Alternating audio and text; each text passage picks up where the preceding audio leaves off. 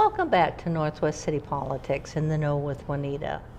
We're very happy to have you joining our show again this evening. We're always glad that there are people like you, people in our cities who are interested in what's happening in city government.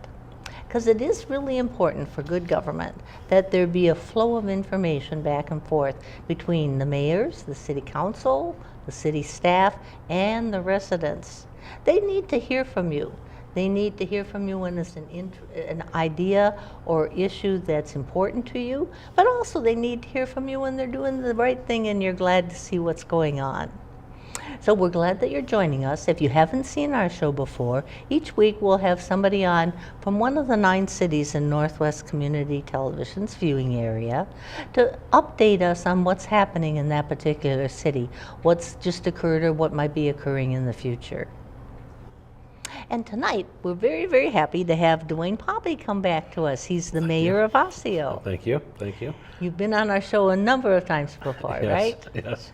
Yep. Thanks for having me back. Yeah, no, you do a good job as an ambassador for Osseo, right? Thanks. Yes. Right. Yeah. And because you've been on our show before, you know that I'm going to ask you to introduce yourself out to that wider audience. Just tell them a little information about yourself and your time in Osseo. Okay. Yeah. I'm currently the mayor of Osseo. This is my second term. In Osseo, the terms of mayor are 2 years. Right. I was on the city council for 3 years prior, so going on 7 years of city service here. Right. But yeah, so we live in Osseo for a number of years now with my wife and 3 children. So that keeps us busy with various activities and sporting events that they're involved in. Oh, yes, definitely. But yes, so happy to serve. Okay, well, we're glad to have you with us again this evening. And then I asked you, because this is an election year for 8 of our 9 cities. So I thought maybe you could talk a little bit about, because there might be people out there that are already planning campaigns, or there might be people that are thinking about, oh, maybe I might want to be on my city council. I thought maybe you could give a little advice to those people. Yeah, What should they be thinking about? I guess my advice for anyone seeking to be in office would be do it for the right reasons. If you have an individual issue that you're really worked up a bit, I mean, take a second and realize the job is more than that. Oh, I mean, you need to really kind of evaluate what's best for the city long term, and kind of a lot of times take the emotion out of it. Right. And really kind of do some soul searching, and if that's, I mean, if you have a passion for that and that's something you want to do, then great. Get involved and be a part of it. I mean, it's a great process, great learning experience. I mean, you learn a lot, and it gives you a broader perspective. Oh, definitely. So. There's a lot of learning that goes on if you get elected, right? There's a big learning curve, I can say, from my husband being involved. Oh yeah, that first year is like drinking out of a fire hose. Right. A lot of information, and I mean, a lot of people think you get involved in the city and things happen quickly because they saw a meeting where a decision got made, but there's a lot of build up, a lot of meetings, a lot of information prior to that decision point, where there's a lot of times that people don't understand that. Oh, definitely. Things just procedurally, you need to do this step to do this step to the and eventually gets to that point. But I mean, things do take a while. And then there are opportunities to get involved in commissions and that type of thing to learn a little bit more about the city if you have the time for that, right? Yeah. I mean, we've got a varying group of different commissions. We've had some different committees to bring more citizen involvement. Right. Because ultimately, I mean, that's ultimately the best decision, is get more voices heard and a perspective, because ultimately somewhere in the middle is probably the best decision for all. Right. So we'll encourage people, if you're thinking about it, check on what's happening in your city government. You can come to meetings, right? Yep. But you can also see them on cable TV too. So there's different avenues where people can get information about what's happening in their city. Yep, and our meetings are web streamed, so you can go to the web anytime and view any meeting that you'd like. All right, we're going to start with a subject that all of our cities do to some extent, and we always touch base to see what each individual city is doing. But you've got street, alley, and utility reconstruction going on in your city this summer, right? Yeah, it's another summer of street construction. Right. We did a big mill and overlay Uh-huh. last year, so that was about half the city that we Okay. milled and overlaid. So I mean, that we kind of got out in front of some streets that were, had some issues, but with those streets, we went and analyzed kind of everything involved with the street, the water, the storm sewer, Right. the sanitary sewer, and tried to understand, what's below the surface. What's, is there any capacity issues? Is there any deterioration of the infrastructure? Oh, definitely. Trying to look at it kind of holistically, and at that point, the streets we didn't do last year, we've kind of programmed those in for future projects. Right, right. Now, people hear the term mill and overlay, but I don't think a lot of people know exactly what's happening. Can you talk about kind of, because in your website it talks about reclamation projects and reconstruction projects. Yep. The mill and overlay comes under the reclamation, right? Yeah, I mean, it's And a little what different. does that mean? What's happening? I mean, it's kind of three different things. I mean, Right. the mill and overlay is kind of more of a maintenance issue. Okay. Where typically your asphalt is 4 to 6 inches, depending. Right. Usually 4 inches, and on a mill and overlay, they only take the top 2 inches off. So you don't touch any of the subgrade or anything. So you just skim that off. A lot of times, if there's potholing or things, right. and then you just put a new surface over there, just trying to extend the road bed itself. Where a reclamation is they actually take the bituminous, the blacktop, Right. and the sub base, and they Right. grind it all up back and then compact it all. So you're getting the whole road, the subgrade, everything compacted, allowing that to sit, and then Right. putting new 4 inches of bituminous over the top of it, and then doing, spot curb repair and driveway aprons and things Right. like that. So Right. it's more extensive, and that's a road that'll last, 20 years Right. with maintenance, or you maybe stretch it longer. Where a mill and overlay is more of a repair, and that's going to last probably 7 to 10 years. And so then it's- there was a lot of potholes and stuff over the last few years, right? Yep. That cities had to deal Yeah, with. and a lot of that, based on what the engineers have told us, is they said a lot of that was actually the spec of the asphalt that was used really across the metro, and just the way it, the mixture of Right, what was all right. in there, that it just really lend itself to potholing. So they've changed that, and changed the mix a little bit, and it's a better batch of stuff now. Right. And so the streets that are being reconstructed all the way down are ones that need more utility work? Yeah, we've got, this year there's a combination of alleys, Okay. and we've gone, our alleys are, a lot of them are older and Right, bituminous. right. And we made a decision at a council as we looked at, again, over 20, 30 years, what's lower cost for the residents as a right, whole. right. So, concrete is more expensive Sure. initially, but over a term of 20, 30 years, it ends up being cheaper, because you don't have to seal coat it. I mean, Right, less maintenance on right. it, and the wear and tear of the alleys in town, they should last a lot longer, because we Oh, don't sure. we don't have a whole lot of traffic on Right. it. And then part of our reconstruct this year is we have reclamation, where we're digging up the road and the bed. There's a couple of streets that are that, and then we have 2 of them that are complete tear outs because of the sanitary sewer or storm sewer or water.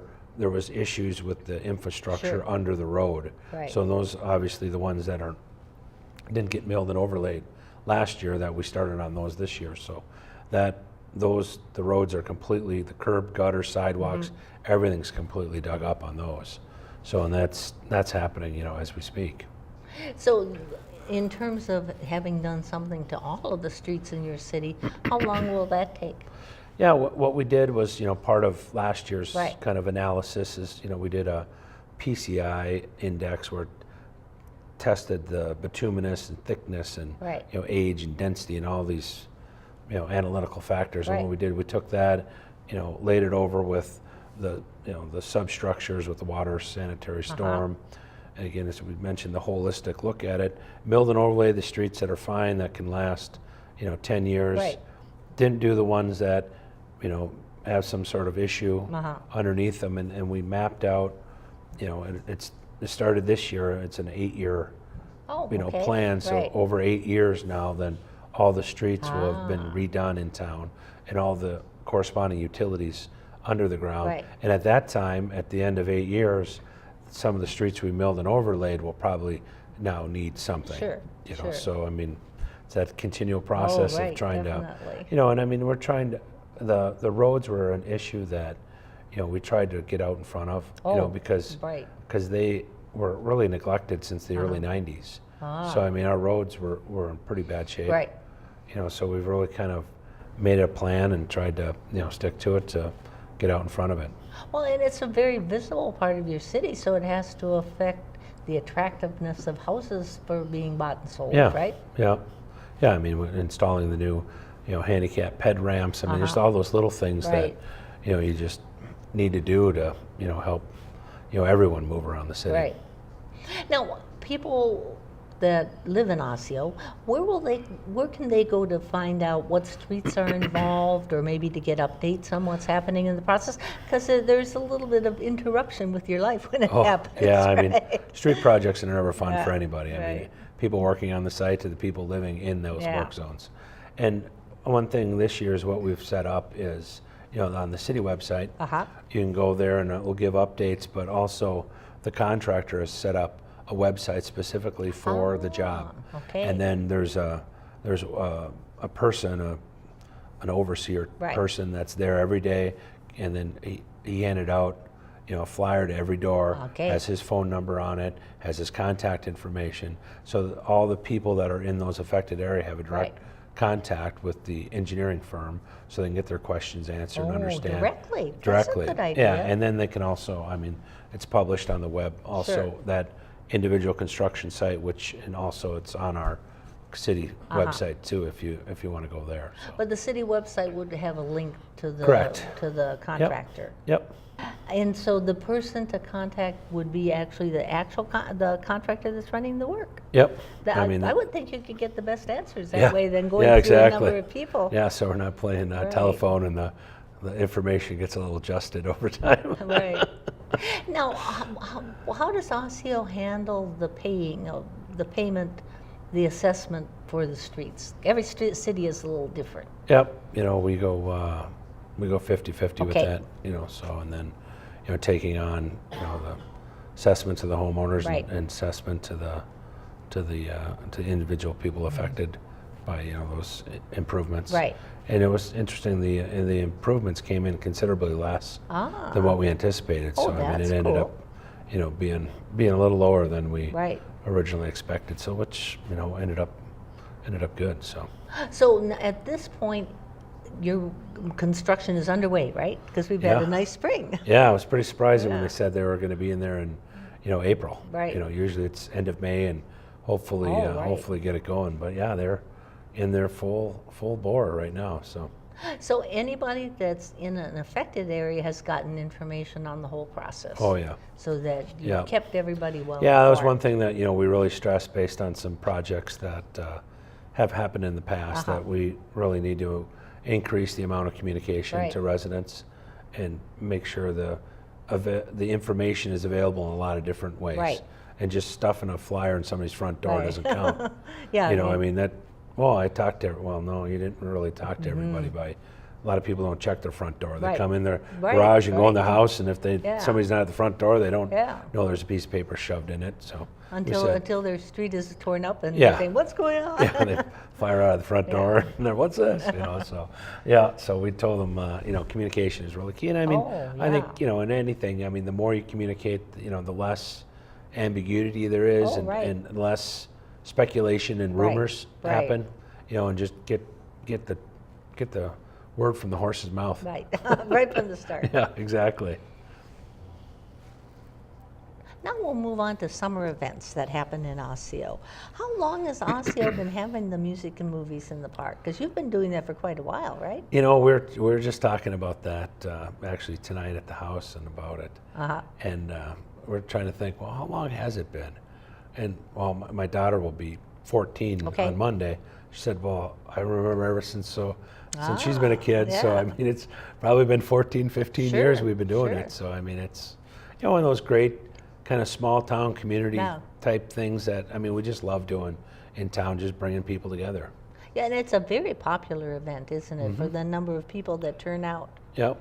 Now, this is being, but people from the wider community are also invited to it too, Oh right? yeah, anybody can show up. Right. Yep. So it's in what is called Beer Boer Boom. Boer Boom. I Yeah. knew I was going to have trouble Yeah, with that yeah, one. Boer Boom Park. Boom Park. Yeah. But where is that located for people that aren't from Osseo? Yeah, it's right on the main drag. It's, Central Avenue, Okay. kind of the main street, if you will, of Osceo's, and it's right across from City Hall. Okay.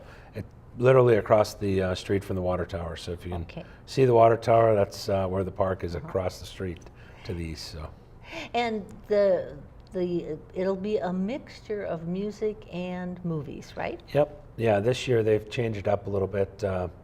We have bands starting, and then the movies don't start until July. Okay. So I think there were some issues with starting them too early and kids staying out too late on school nights. Right. So right, they've right. pushed that to July, knowing that everyone sure. should be out of school, and Right. and then a lot of times there was sporting activities and stuff, going on for some kids. So we tried to work around all those. So the first concert is in June, right? June 14th. Right. Yeah. And it's going to be the Teddy Bear Band, I think. I Yeah, read? the Teddy Bear Right. Band kicks Yeah. it off, and that's always a great one Right. to bring the kids. I mean, they just do a great job, and really get a lot of audience participation with the kids and Right. the teddy bears, and even some of the adults. Oh yeah, get have up fun there. too. And so it's a really good family event, isn't it? Yeah, I mean, they do just a class job. So Now, you do a combination thing on Tuesday nights in the summer Yep. because you also have the Osseo Farmers Market. What is the time frame for that? It's also on Tuesdays. Yep, yeah, I think the first farmers market is scheduled for the 14th Okay. of July. Okay. Obviously, got to let crops come in and start growing. Right, right. And then be able to harvest some of those. So, Uh-huh. but it's scheduled for mid-July to be in there, and that'll go, all the way into September. And then it goes like from 3 to 7. 3 to So 7, yep, and then you the can movies. combine the yeah. two activities Yep, together. yeah, and then we've kind of coordinated too that different some nonprofit groups and things Uh-huh. are going to have concessions that we're allowing in the park also. Oh, okay. During movies in the park, whether Uh-huh. it be, I know our church has done ice cream. Okay. And it's get an ice cream cone and make Sure. a donation if you want.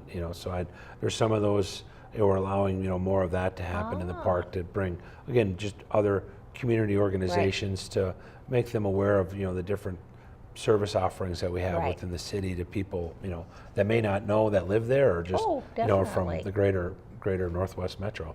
So 7 o'clock on Tuesday evenings throughout the summer. Yep. People can kind of keep that in mind, or they can go on your website to see the specific either music event or movie that's Yep. going to be on that Yep. night. And then this year we're having actually the Minnesota Rapture Center. That's in July, end of July. Oh, that's at always the 26th. interesting. Yeah, so they'll Yeah, be out cool. there with live birds. Yeah. So you get a great educational Uh-huh. event for the kids. And then you also have a vintage car event coming up like pretty soon. Yeah, next weekend. Yeah, the so- 14th. So it's a big weekend. We have our annual citywide garage sale. Okay. So there's maps and everything for that, Right. so people can, go and view the car shows. And if you don't want to see the cars, people can wander around and Right. hit all the garage sales. So, but yeah, this is they usually have probably about 200 units, 200 Ooh, cars up and right, down Central Avenue, right. and they're expecting maybe even some more because they brought in some different types of clubs, but Mm-hmm. it's all foreign auto cars, but they line up and down Main Street. cool. You block it off, and people are there. The lines have food vending, and then also in coordination with that in Boer Boom Park, we also have a craft fair set Oh. up. So there will be various crafters in there right, selling their right. wares. So it's again another great community event with a lot of different. You just don't have to be a car Right, person to right. enjoy it. I mean, there's crafts there. There's the the garage sale. Uh-huh. So there's a lot of different, and of course all the great businesses up Right. and down Central Avenue to eat and shop, and Right, right. antiques and all that stuff is going on. And that's one of the big benefits to the city is it brings in people for your businesses. Yeah, I mean, again, it's a lot of those people may never have been there or have driven through it, and they walk around and peek their head in the shop and go, oh, this is kind of neat. Yeah. I'd like to maybe stop back here. They didn't realize they had this or that, or now and lots of nice restaurants. Yeah. I mean, a lot of great places. I mean, there's a lot of, I think, hidden gems that people don't realize that are in Osseo. And they can learn about them if they come to these events. Yeah. Now, Osseo, there's the Osseo trolley that, as I understand it, wasn't able to be up and running a year ago, right? Yep. But it's getting reclaimed. Maybe first you can talk about what the program is, and then we'll talk about what it's gone through. Yeah, no, the Osseo trolley is basically a golf cart, and that we have volunteer drivers for it, and we've got a cell phone with a number and people that need a ride anywhere, within Osseo. We're not going to cruise down the interstate in the golf cart, but anywhere within Osseo, and the program runs from 9 to 2:30. Okay. It runs Monday through Thursday. So we've got various volunteers that will drive the trolley for anyone who needs it. It ends up being a lot of the seniors. Oh, definitely. Who need to go get their hair done or go to the bank or the post office, the grocery store. Just that little bit of running around that they probably don't have a license anymore, and it's kind of tough to get around. But I mean, it's really for anybody that needs assistance getting around. And so then, how long has this program been operating? It started. Yeah, I mean, it started, I want to say back in probably 11. Okay. 2011, 2012, somewhere in there. And then it took a couple of years off. It was a lot of donations by the OBA, the Osseo Business Association, kind of kept it going, and then they had some volunteer, and then they had some issues internally there, and then the cart kind of sat, and then they ended up donating it, to the city, and then the city. Then we tried to figure it out just from a risk perspective. And, insurance and cost, and how does this all work? So, and then we ended up getting a donation from Evans Norby Funeral Home. Basically, that covers the entire cost of the operation of the vehicle for the entire summer. So it'll go, from May 2nd is the first day it was rolling, so a couple of days ago, till it'll go probably to the end of September. Okay. So I mean, during the nicer weather, or and like you said, particularly for senior citizens. Yeah, I mean, and the vehicle does have roll-down side tarps and a little heater in it. So I mean, if it does get a little chilly, you won't get wet. If it rains, you won't get wet, or it gets a little chilly, you can put the tarps down. No, it sounds like a unique project for a city. Yeah. I mean, it's just, again, another one of those small, great little amenities that I mean, why people end up staying in Osseo. Right. So we want to be sure to stress to the people out there, this is a volunteer opportunity.